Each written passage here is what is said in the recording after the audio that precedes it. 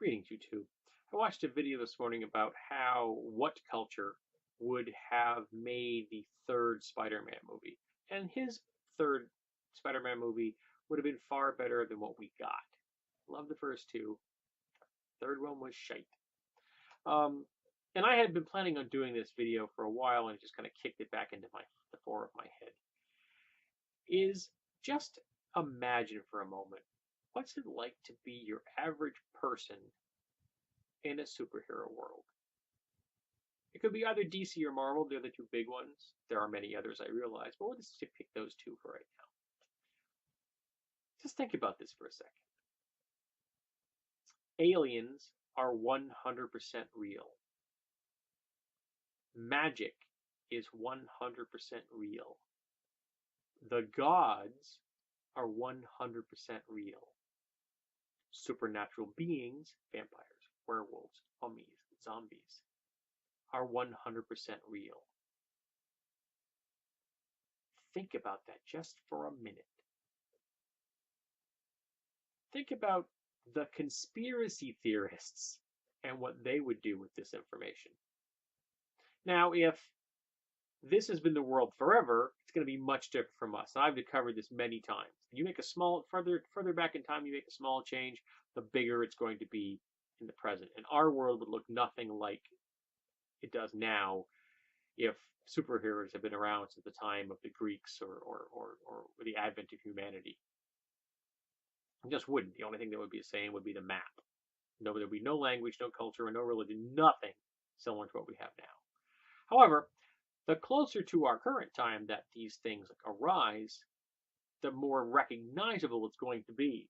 So say it happened like Deadlands around the Civil War. Up to that point, it's been the same. Significant differences, but still recognizable. You jump forward, say it happens during World War II or World War I or World War II. Again, even more recognizable. Techomancer from GURPS had the atomic bomb open up magic to the world. If it's even more recent, and again, even more recognizable. I did a short campaign for my wife once where it was when the HP1, I think something, that virus, that flu, I made a new strain that kicked in a year after the original real world strain, and that one triggered metahumans to come into being. So it was happening in 2014, I think. I remember 24 or 2015. I can't remember which, but regardless, it was so it was our world, but now there were meta beings here, metahumans, and it had a lot to do with how the person was created. The character my wife played, it was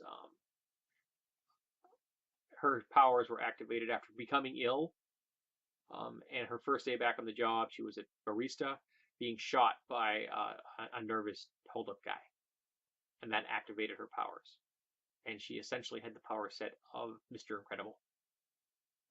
Really tough, incredibly strong, could do much as a leap, can't fly, but just unbelievable. And she went on the run because suddenly the government was after her.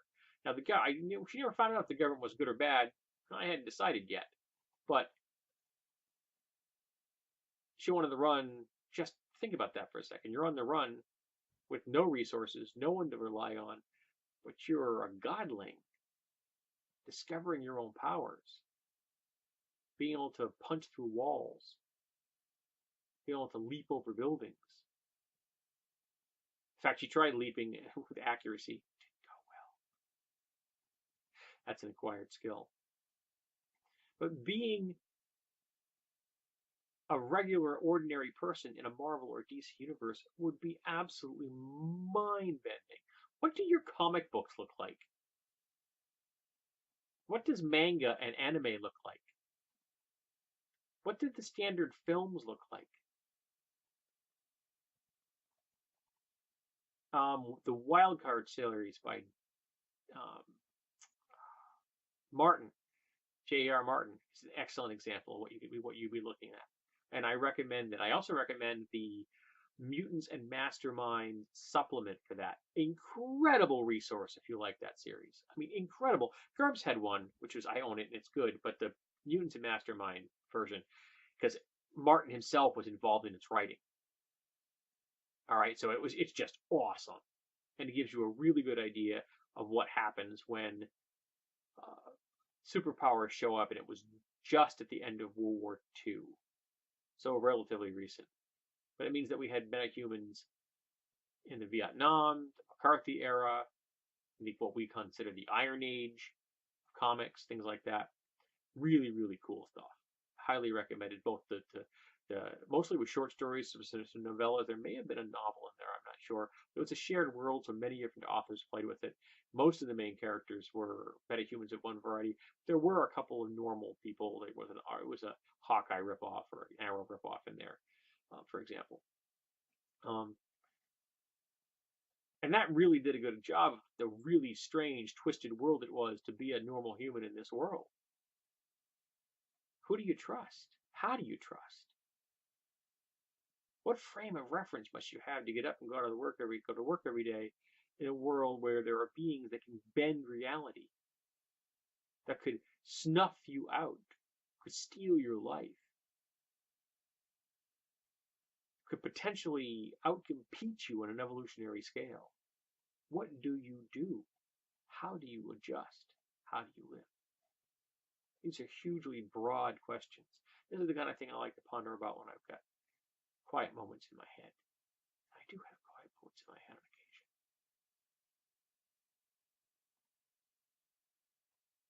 But I love this kind of stuff. This pondering, this wondering what it must be like.